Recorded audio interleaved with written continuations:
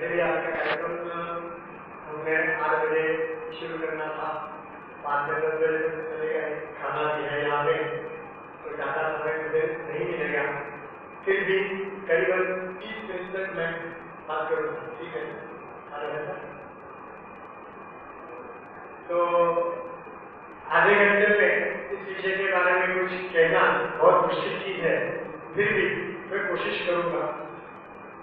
जैसे कि मेरे परिचय में बताया गया है कि भौतिकता के साथ आध्यात्मिकता का विचार अपने जीवन में होना चाहिए। उस दृष्टि से सभी लोग कुछ सोचे, प्रयत्न करें, अपना व्यवहार उस प्रकार का रखें। इसी चीज को ध्यान में रख करके मैं अलग अलग जगह पे ये मेरा वक्तव्य देने के लिए जाता हूँ।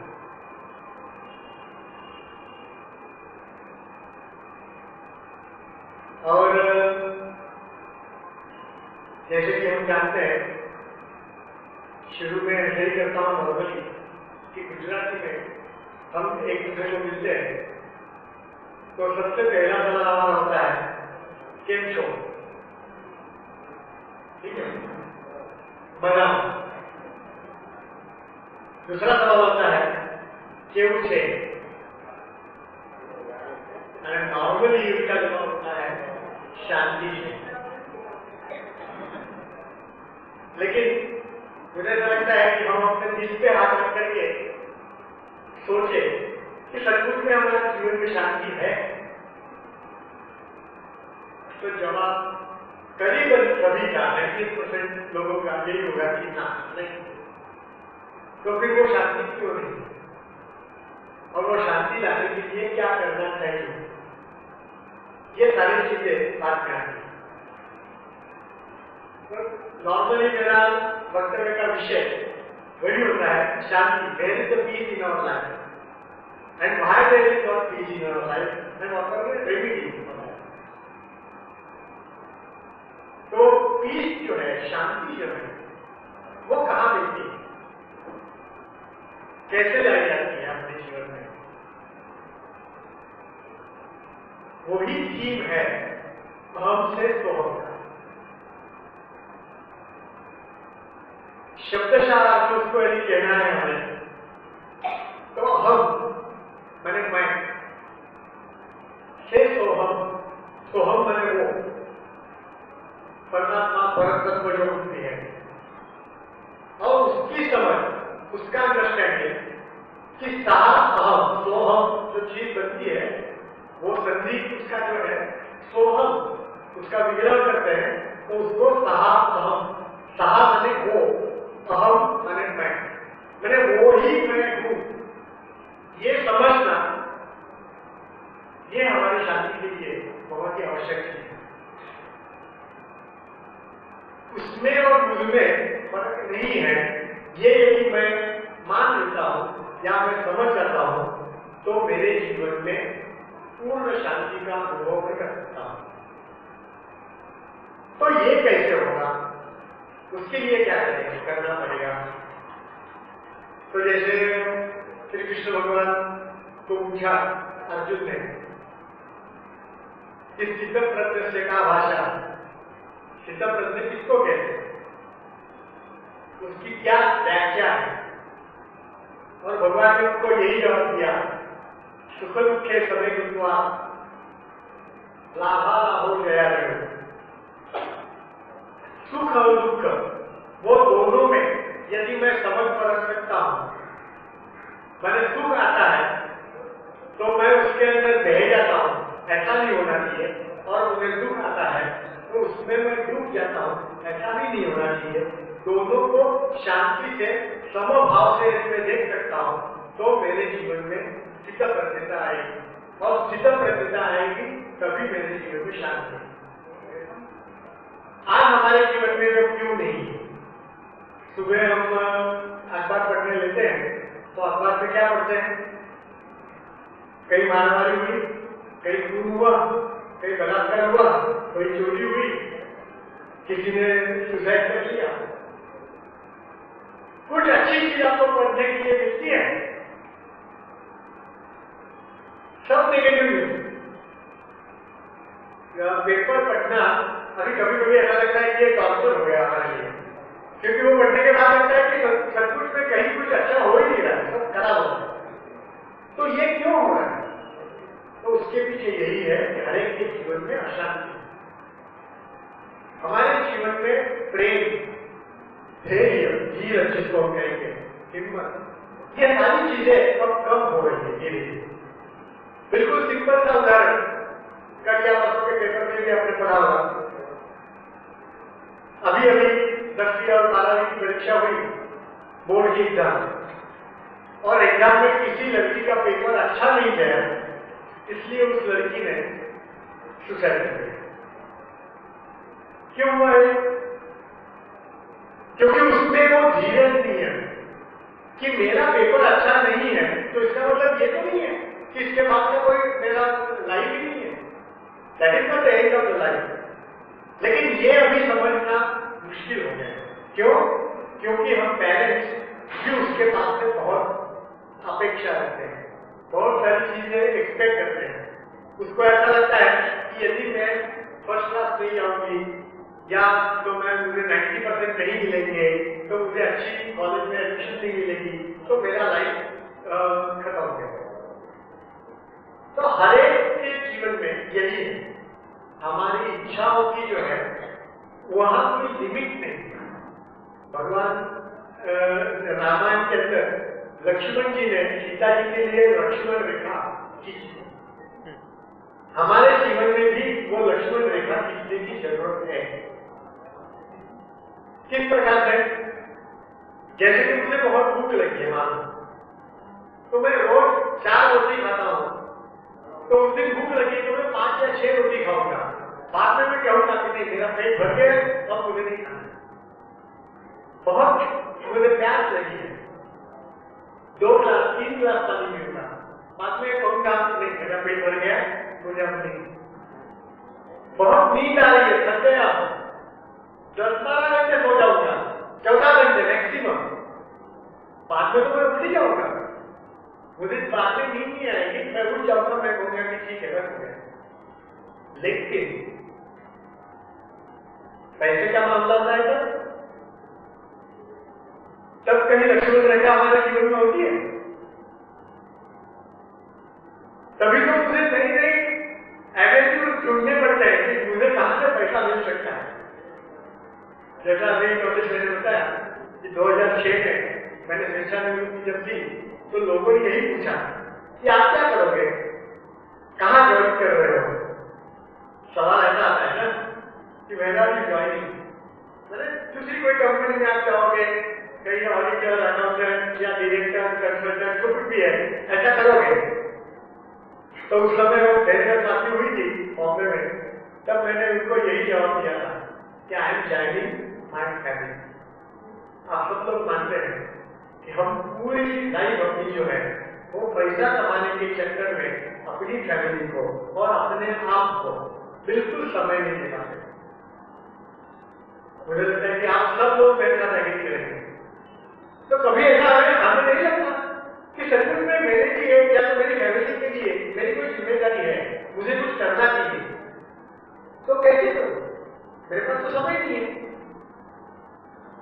तो उसके लिए भी कुछ सोचना चाहिए, और उसकी वजह से मैंने ये शिक्षा जरूर है।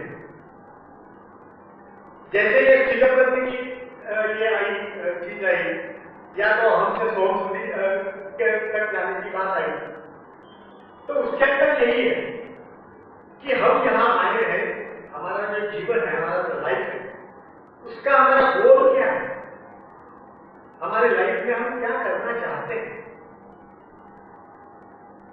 बचपन हुआ, बचपन बीता, खेल में ऐसा हुआ, अपने किसका जरूरत आकर भजन है, आपने सुना। युवा हुए, उसमें भी हम मजाक मस्ती करते और भोग भोगने में रह गए। थोड़े बड़े हुए, हमारी फैमिली हुई, तो उनकी जिम्मेदारी हमारे ऊपर है, उसके लिए पैसा इकट्ठा करने लग गए। और बड़े हुए तो हमारे बच्चों के बच्चे, उनके साथ हम खेलने में भी हमने क्या किया? सिर्फ इसी के लिए हम जीवित है। कबीर जी का एक दोहा है, उसमें उन्होंने वही कहा है कि खाया पिया सुख से सोया, उन्होंने क्या रे कमाया? जीवन में आए, खाया पिया और सोए, उन्होंने क्या किया? तो वो आखिरी 2 लाइन में वो कहते हैं कि वो तो सब लोग आए, आया वैसा गए, जैसा आया था वो आदमी उसी प्रकार से हो गया, उन्होंने कुछ कमाया नहीं। ये चीज हम यदि ध्यान में लेते हैं तो हमारे जीवन में जीवन जीने का कोई अर्थ तैयार है। जीवन क्यों जीना है उसके लिए कोई मकसद होना चाहिए। सिर्फ पैसा कमाने के लिए हमारा जीवन नहीं है।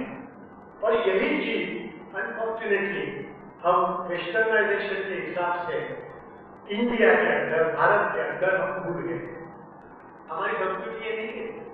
हमें मालूम है संस्कृति तो यही कहती है कि हम दूसरों के लिए हम हमारी आध्यात्मिक उन्नति करें, और उसी का जो गोल है वो गोल क्या है? तो फिर से वो ईश्वर प्राप्ति या तो परमात्मा के साथ हमारी दया और हमारी सेवा उनको मिलना, यदि हमारा ध्येय होना चाहिए। ये यदि हम भूल जाते हैं तो फिर जैसे कभी ने कहा आया वैसा गया, फिर हमारे में और जानवर में कोई फर्क नहीं। उसका भी जन्म हुआ, वो भी बड़ा हुआ, वो भी मर गया, खत्म हो गया। ये नहीं होना चाहिए।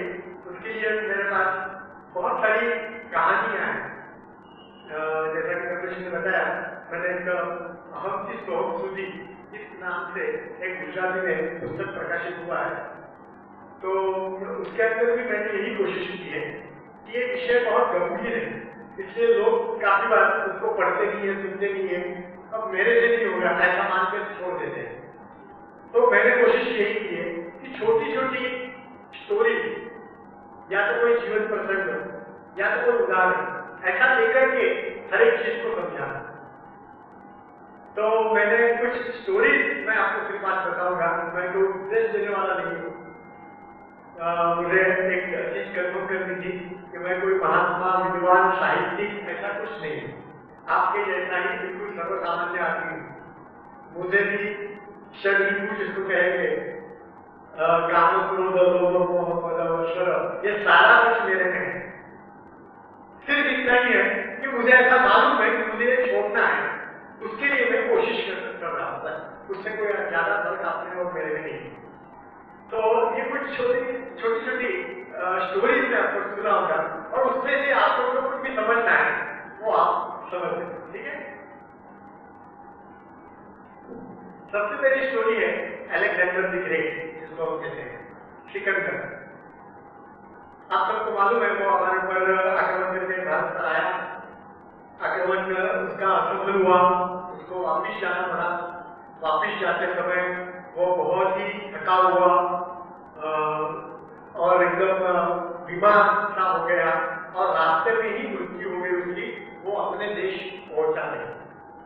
जब उसकी मृत्यु हो रही थी, जब उसको मालूम पड़ा कि अब मेरी मृत्यु होने वाली है, तब उसने अपने जो उस समय उनके जो जनरल्स होंगे, सेनापति, उनको सबको बुलाया।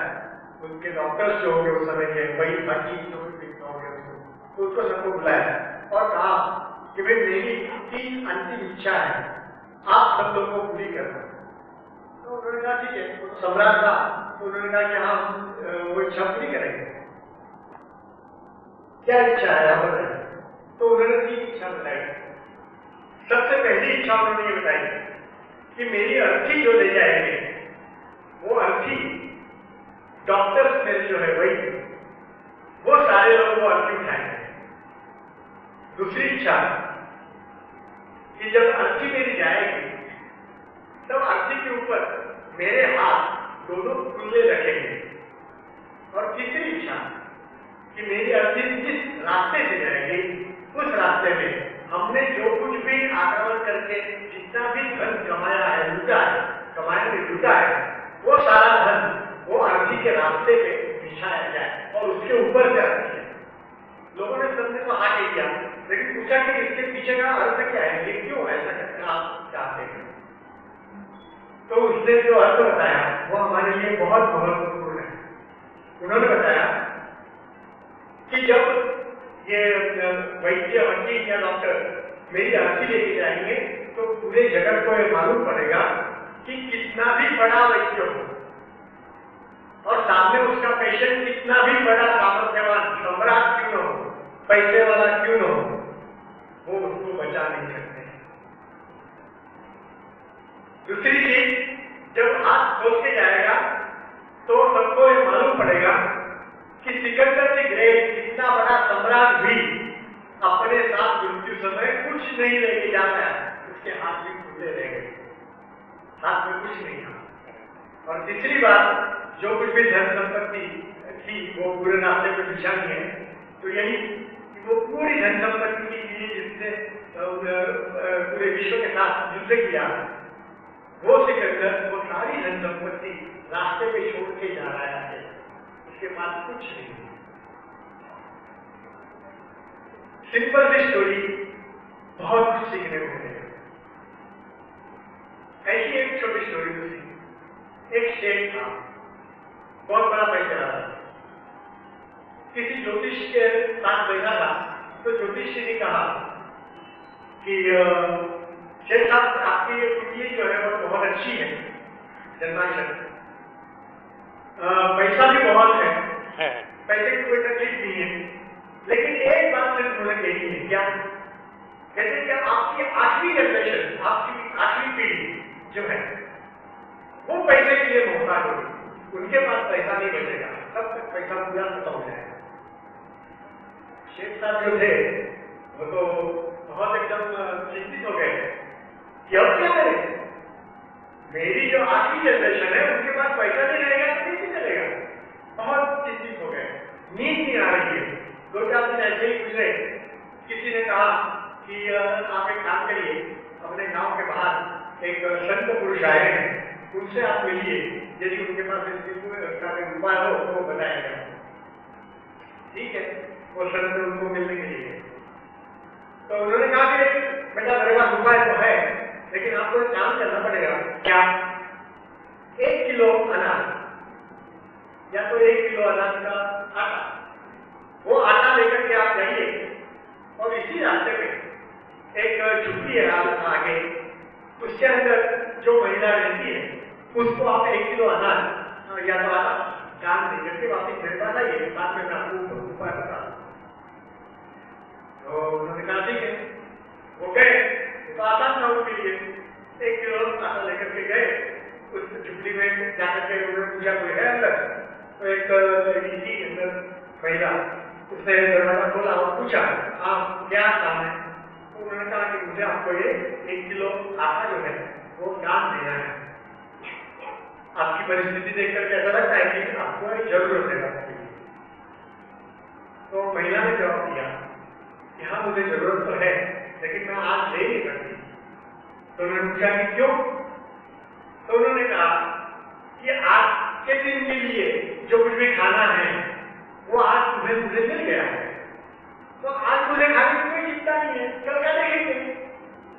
कल का दिन आएगा तो मेरा पूरा विश्वास ऊपर वाले भगवान पे है, तो वो कुछ न कुछ मेरे लिए व्यवस्था कर देगा, इसलिए आप ये आटा वापस दीजिए।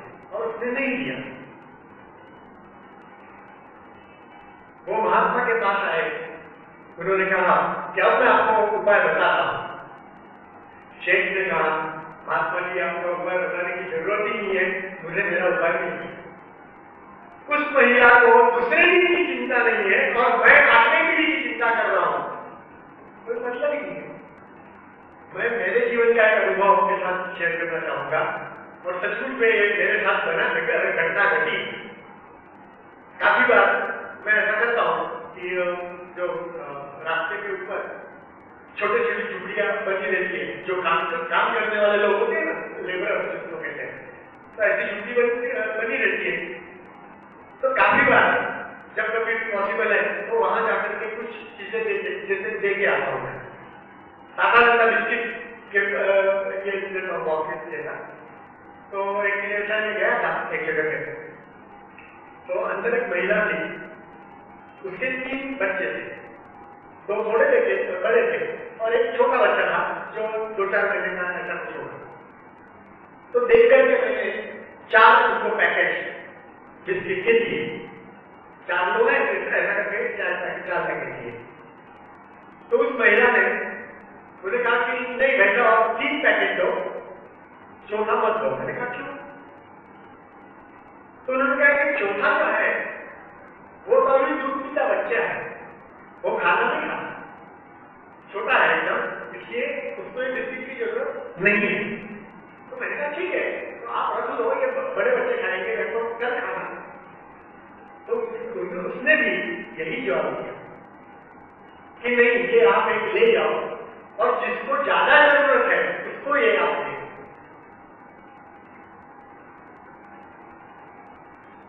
हमारे लिए ये आंख खोलने वाली चीज होती है, और हम जो है वो रिटायरमेंट के बाद भी कुछ न कुछ करना चाहते हैं और करते रहते हैं। एक छोटी सी स्टोरी। परमात्मा के घर से हम आए हैं ऐसा हम मानते हैं, सब लोग मानते होंगे। कोई नास्तिक होगा शायद तो वो कहेगा कि नहीं ईश्वर तो है ही नहीं, तो बात अलग है, लेकिन फिर भी उसके लिए अलग बात कभी करेंगे।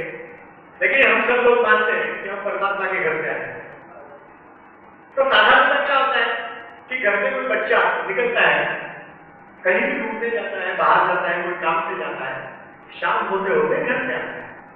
मैंने उसके जीवन उस दिन का लक्ष्य क्या होता है, मुझे शाम को घर पे जाना है, ठीक है। एक बच्चा घर से निकला, बाहर निकला तो बाहर मेला लगा था। उस मेले की चकाचौंध रोशनी में वो बहुत ही व्यस्त हो गया, भूल गया सब। बहुत सारी मिठाई की दुकानें थी, उसमें भी खाना पीना उसने किया, तो उसके अंदर बाकी सब भूल गया। ऐसा ही घूमते घूमते और आगे गया तो गांव पूरा हो गया। पूरा गांव होने के बाद बाहर एक नदी थी, बहुत सारे माउंटेन वगैरह थे, पर्वत थे, तो वहां का बहुत नेचुरल सीनरी देख करके बहुत खुश हुआ वगैरह वगैरह। और ऐसा करते करते बहुत दूर तक चला गया। ऐसा करने में शाम हो गई। अब बच्चा था, उसको लगा कि अब अपने को घर जाना चाहिए। घर आने के लिए निकला, लेकिन छोटा बच्चा था इसलिए उसको घर का रास्ता नहीं मिल रहा। तो रोने लगा, क्या करता, रास्ते में बैठे बैठे रोने लगा। इतने में एक बुजुर्ग आदमी वहां से आए, उसके गले पे और पूछा बेटा क्यों रो रहे हो? तो उसने कहा कि मैं कब से बाहर निकला हूँ, सुबह से बाहर तो आया, सभी जगह पे सब देख करके मैं उसमें बाकी सब भूल गया, और इतना भूल गया कि अब मुझे मेरा रास्ता याद नहीं है, भाई मुझे घर जाना है कैसे। तो उस बुजुर्ग आदमी ने कहा कि हाँ बेटा ठीक है, मुझे तुम्हारा घर खबर मालूम है, मैं तुम्हें अपने घर पे पहुंचा देता। बेटे ने उसका हाथ पकड़ा, इतना सोचा भी मन में कि इस बुजुर्ग को सचमुच में मालूम नहीं कि मैं कहाँ रहता हूँ, लेकिन क्या करे, उसके पास कोई चारा नहीं था, इसलिए उनके ऊपर विश्वास रखा और उनके साथ चलता रहा। घर पे गया तो घर पे उसके पिताजी जो थे वो बाहर चला करके उसका स्वागत करने के लिए खड़े थे, उसको नजदीक किया, बहुत प्यार किया और पूछा बेटा तू कहाँ चला गया था, मैं कब से तेरी राह देख रहा हूँ। तब उसने कहा कि हाँ पिताजी, लेकिन मैं गलती से बाहर चला गया और बाहर की दुनिया में मैं खो गया, अब मैं वापिस आ गया हूँ तो बहुत मुझे अच्छा लगता है, पिता को भी अच्छा लगता है, कुछ को भी अच्छा। अपने जीवन में भी यही होता है। पिता ने जब अपने को जन्म दिया उस समय उसने यही सोचा था कि ये रूप दिल करके फिर से मेरे पास आएगा। पिता मान में परम पिता परमात्मा की बात कर रहा हूं। हम जो है कि हम इतने भूल गए कि अपने हिंदू शास्त्र के हिसाब से 84 lakhs ऑफ योनि जिसको हम कहते हैं, उतने हम ढूंढते रहते हैं और फिर भी हम वापिस जाने का नाम नहीं ले रहे हैं। दूसरी बात इस स्टोरी में ये भी थी कि हमारे लिए वो परमपिता परमात्मा के पास पहुंचने के लिए इस बुजुर्ग जैसा कोई अच्छा सद्गुरु मिले, ये बहुत जरूरी है। ऐसा सदगुरु कि जिसने परमपिता परमात्मा तक जाने का रास्ता देखा हुआ है, तभी वो ले जा सकता है, नहीं तो नहीं ले जा सकता। जिसने कोई रास्ता देखा है, जैसे हिमालय में एवरेस्ट पे जाना है हमें, तो एवरेस्ट पे जाने के लिए हमें हमारे साथ लोकल जो शेरपा होते हैं उनकी मदद लेनी पड़ती है, क्योंकि उन्होंने रास्ता देखा है। तो उसी प्रकार से परमात्मा के पास जाने के लिए भी जिसने रास्ता देखा है, ऐसा कोई सद्गुरु हमें मिले वो आवश्यक है। और यदि वो सद्गुरु मिलता है तो हम जरूर से वहां तक पहुंच सकते हैं। और एक चीज छोटी सी गिरते, एक बच्चा था, मैंने करीबन 25-30 साल का होगा, ट्रेन से जा रहा था। ट्रेन में उसके साथ एक ऐसे बुजुर्ग कहेंगे या तो कोई स्वामी जी कहेंगे, वो बैठे थे। ट्रेन में बैठे बैठे हम सब को मालूम है कि अलग अलग विषयों में चर्चा चलती रहती है। तो ऐसी चर्चा निकली तो उसमें विषय था ईश्वर का। तो किसी ने पूछा, कहा कि ईश्वर है वगैरह हम करते हैं ऐसा। जैसे हम ट्रेन से जाते समय नर्मदा नदी आई तो पुराने जमाने के लोग नदी के अंदर पैसा डालते थे, तो उसके ऊपर से बात निकली। तो उस लड़के ने जो 25-30 साल का होगा, उसने कहा कि मैं तो ईश्वर को मानता नहीं हूँ, मुझे तो ईश्वर कभी नहीं दिखा, मैंने उसको नहीं देखा है, और मैंने कोशिश की तो उसको मुझे मिला नहीं। ठीक है, ऐसी सारी बातें हो रही थी, लेकिन वो बहुत बड़ा चढ़ा के बोल रहा। तो फिर वो जो बुजुर्ग आदमी थे, उन्होंने उसको पूछा, तुम क्या कर रहे हो? तो उसने कहा कि मैं अभी एक जॉब कर रहा हूँ। अच्छा, क्या पढ़े हो? तो उसने ग्रेजुएशन का, MBA का। अच्छा, पढ़ाई के लिए कितना समय लगा आपको? तो उसने गिना कि मैं 6 साल का था तब से कोर्स में आया, और तब से लेकर के मानो आज तक मुझे 18-20 साल तो हो गए। 18-20 साल मैंने पढ़ाई की। अच्छा, पढ़ाई करने के बाद क्या मिला? पढ़ाई करने के बाद मुझे सर्टिफिकेट मिला, और उस सर्टिफिकेट के बेसिस पे मुझे एक जॉब मिली। उन्होंने पूछा कि सर्टिफिकेट लेने के लिए तुमने 18 साल या तो 20 साल लगाए, ईश्वर को पाने के लिए कितने साल लगाए या तो कितने मिनट लगाए? उसने कहा कि नहीं, ऐसा तो कभी मैंने सोचा ही नहीं। मैं कभी जाता हूं तो मंदिर में कभी दर्शन किया और उसमें जाने कुछ नहीं किया। तो तुमको क्या लगता है कि ईश्वर ये क्या सब्जी मार्केट जैसा है, किसे वहां गए, सब्जी खरीद ली और चले गए? ईश्वर को पाने के लिए तुम्हें समय तो कुछ देना पड़ेगा, उसके लिए कोशिश तो करनी पड़ेगी। ये सर्टिफिकेट, डिग्री सर्टिफिकेट लेने के लिए तुमने 18 साल बिगाड़े हैं, तो ईश्वर को पाने के लिए कितने साल बिगाड़ने पड़ेंगे आपके हिसाब? कभी ये सोचा है? सिर्फ कहना कि ईश्वर नहीं है, ईश्वर दिखता नहीं है इसलिए नहीं है, ये तो कोई मतलब नहीं हुआ। आज का साइंस भी ये कहता है कि कल जो मैंने प्रूव किया है उससे नई चीज आपने मिली है। ग्रेविटेशनल फोर्सेस के बारे में भी नया नया संशोधन होता है। तो अभी पिछले दिनों में आया कि वो ग्रेविटेशनल फोर्स क्या है एग्जैक्टली, उसके बारे में कुछ नई चीज उनको मिली है। तो इसका मतलब ये नहीं है कि मुझे मालूम नहीं इसलिए वो चीज नहीं है, वो चीज एग्जिस्ट नहीं करती, ये लेना ही गलत है। तो ऐसी एक छोटी सी चीज कभी कभी अपने जीवन में आ जाती है, तो उसके अंदर से हमें कुछ जानने को या तो ये करने को मिलता है। और एक छोटी सी चीज वो है समय कम। काफी बार हम कहते हैं कि ईश्वर का भजन करने के लिए तो मेरे पास बहुत समय है, बाद में करूंगा, मैं जब रिटायर हो जाऊंगा मैं करूंगा। हमारी बैंक में मालूम है कि बहुत सारे लोग ऐसे हैं कि रिटायरमेंट होने के बाद, मैंने 7 साल में रिटायरमेंट हुई और 61st ईयर में ही उनका देहांत हो गया। अब उन्होंने क्या क्या सोचा होगा कि रिटायरमेंट के बाद मैं ये करूंगा वो करूंगा, कुछ नहीं करना है। तो ऐसे ही किसी ने पूछा कि एक लड़के के साथ ही बात हो रही थी, तो लड़के ने कहा कि ये तो सारा करने के लिए अभी मेरी उम्र नहीं है, मैं तो छोटा हूँ, मैं रिटायरमेंट के बाद ईश्वर के बारे में सोचूंगा, या तो भजन करने के लिए पूछूंगा, या आध्यात्मिकता के लिए पूछूंगा, कुछ भी। तब बुजुर्ग ने यही कहा कि ओके ठीक है, अब मुझे बताओ कि तुमने जॉब कर रहे हो, हाँ, तुमने इंश्योरेंस, लाइफ इंश्योरेंस करवाया? तो कहता है कि हाँ करवाया। तो कहते कि लाइफ इंश्योरेंस क्यों करवाया?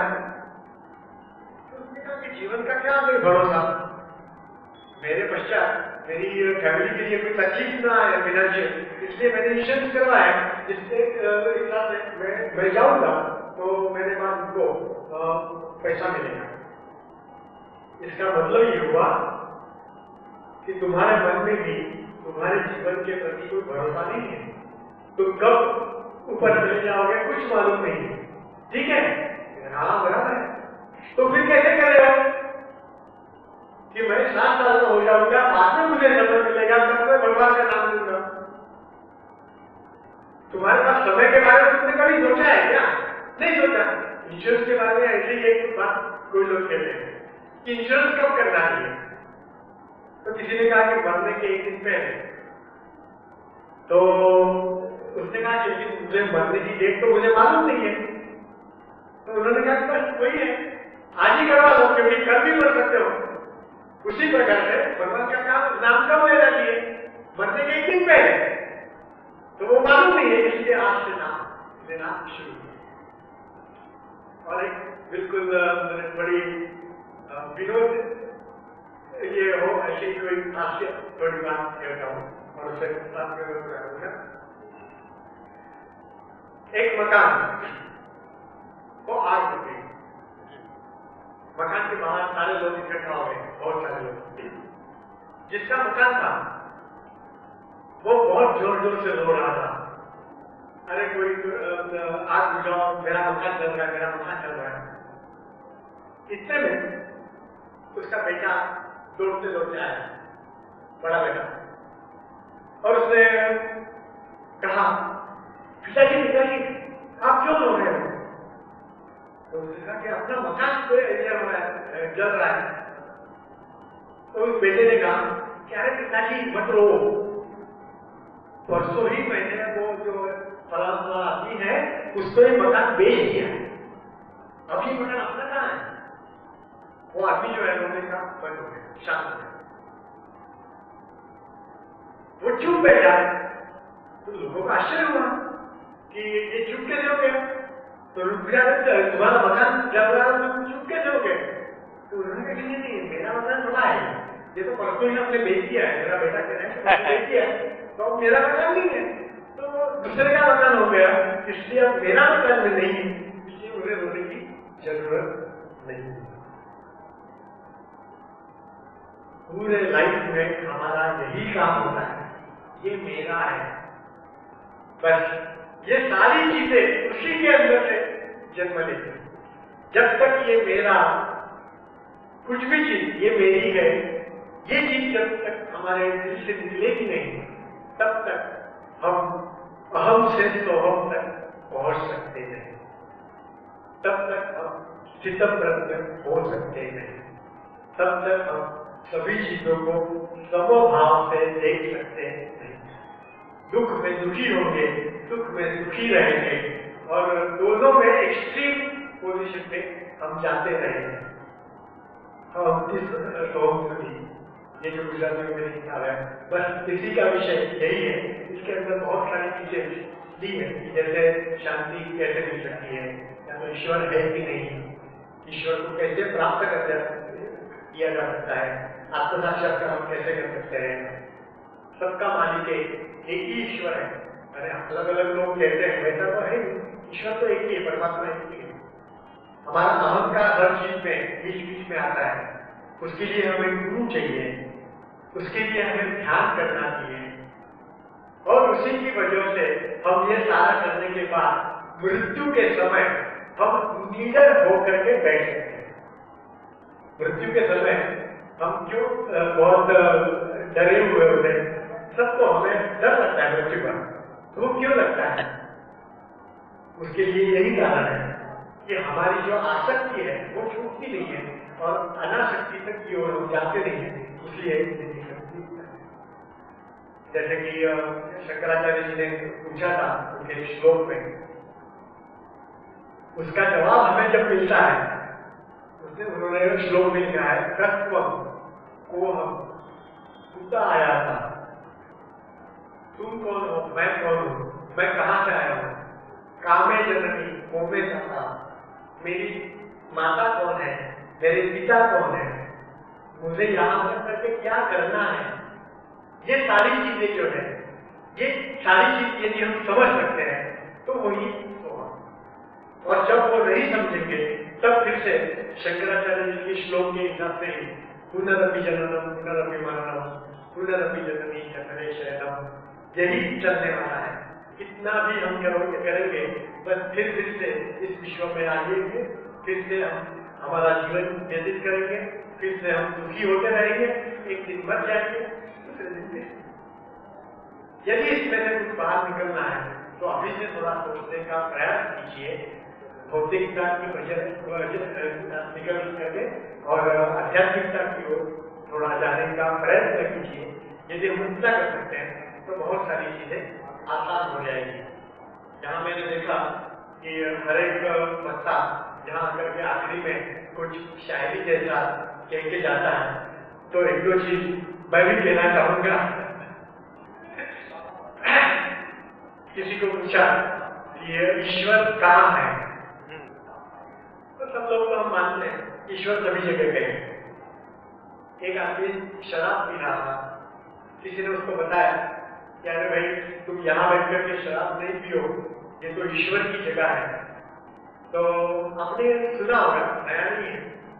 तो उसने यही कहा कि जाहिद शराब पीने दे मस्जिद में बैठकर, जाहिद शराब पीने दे मस्जिद में बैठकर, या वो जगह बता दे जहां खुदा ना हो।